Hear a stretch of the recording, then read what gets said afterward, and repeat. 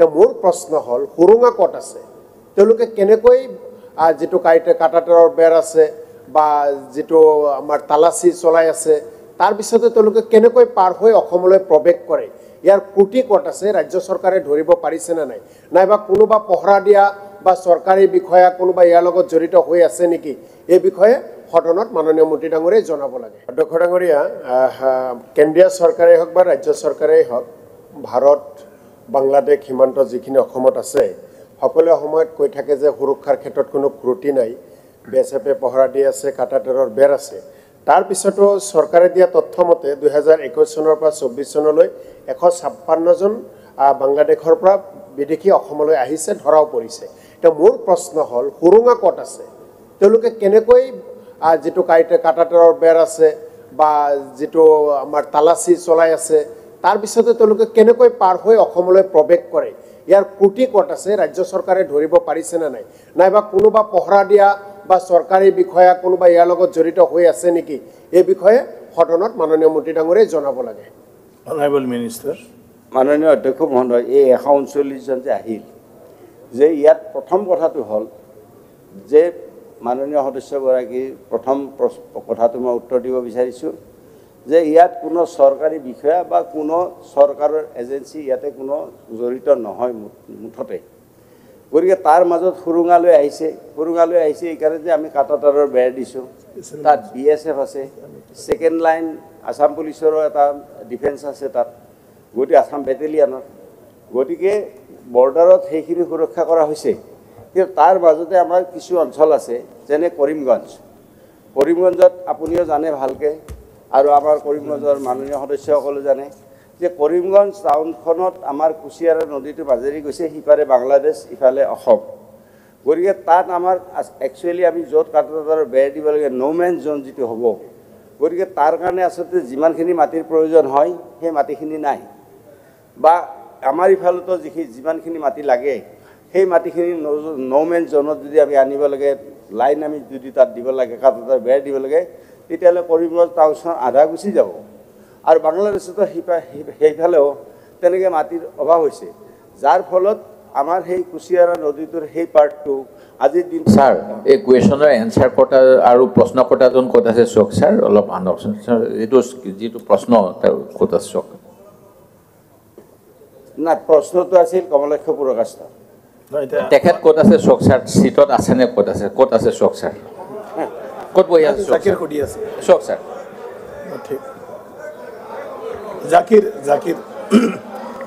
সাপ্লিমেণ্টাৰী question না নাই sir এনেকৈ ছাৰ কেনেকৈ হয় ছাৰ এইটো ভাল কথা নহয় ছাৰ ছাৰ এইটো প্ৰশ্ন উত্তৰ আহিব পাৰে নেকি হাউচত ছাৰ তেওঁ চিটত নাথাকিলে এইটো কি ছাৰ প্ৰশ্নটো কেঞ্চেল কৰক ছাৰ প্লিজ অনাৰেবল মেম্বাৰ নাই সবে নিজৰ চিটত থাকিব লাগে নাই ঠিক আছে অনাৰেবল ঠিক আছে গতিকে মই হ'লে খেদা খালোহেঁতেন ছাৰ অখিল নাই নাহে ছাৰ মোক অকল ছাছপেনশ্যন নহয় এক্সপেলে কৰি দিলে প্লিজ না গতিকে অধ্যক্ষ অনাৰেবল মিনিষ্টাৰ মাননীয় সদস্যগৰাকীৰ উত্তৰত মই কৈছোঁ আমাৰ পকাবাটবাৰী সমষ্টিৰ বিধায়ক ডাঙৰীয়াৰ উত্তৰত কৈছোঁ গতিকে এনেকুৱা ধৰণৰ অলপ আমাৰ অপেন এৰিয়া আছে যিটো আমি চেষ্টা চলাইছোঁ যে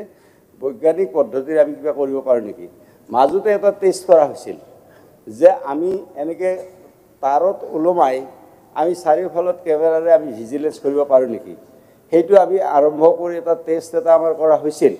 কিন্তু টেষ্ট কৰাৰ পিছত দেখা গ'ল যে বিএছএফে ক'লে যে এইটোৰ পৰা আৰু অন্যান্য অসুবিধা বহুত হ'ব পাৰে গতিকে এইটো কৰিব নোৱাৰে নাম্বাৰ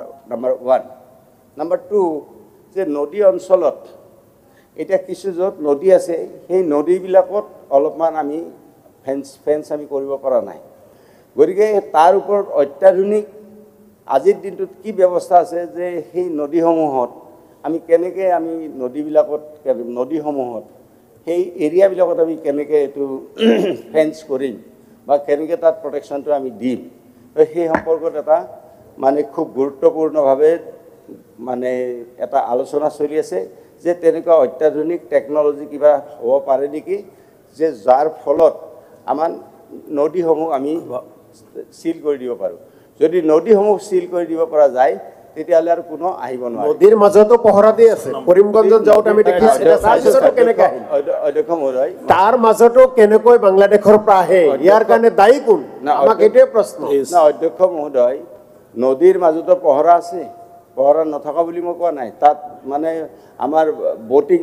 আছে তাত পহৰা আছে তো তাৰ মাজে এতিয়া কেনেকৈ আহিছে সেই কথাটো আপোনাক যে এতিয়া মই 139জন কেনেকৈ আহিল ছাপ'জ এতিয়া মই কৈছোঁ যে আমাৰ মানে যিখিনি অ'পেন এৰিয়া আছে সেই অ'পেন এৰিয়াৰ মাজতো আহে তাতকৈ ডাঙৰ কথাটো হ'ল যে আমাৰ কৰিমগঞ্জত আপোনালোকে যদি চাই দেখিবলৈ পাব আমাৰ কুচিয়াৰা নদীৰ সিপাৰেও আমাৰ অসমৰ মানুহ আছে বহুত কেইঘৰ মানুহ তাতো আছে কেইবাঘৰৰ মানুহ গতিকে এটা কথা ঠিক যে এইটো যাতে আপোনাৰ যিটো প্ৰশ্ন Thank you. সেই প্ৰশ্নটোৰ উত্তৰত পাবি এইটো কথাই কওঁ আমি সকলোৰে সেইটো একমত আমি যে এজনো যাতে আহিব নোৱাৰে তাৰ কাৰণে কি ফেন্স কৰা যায় সেইটো ব্যৱস্থা কৰা Question number 150.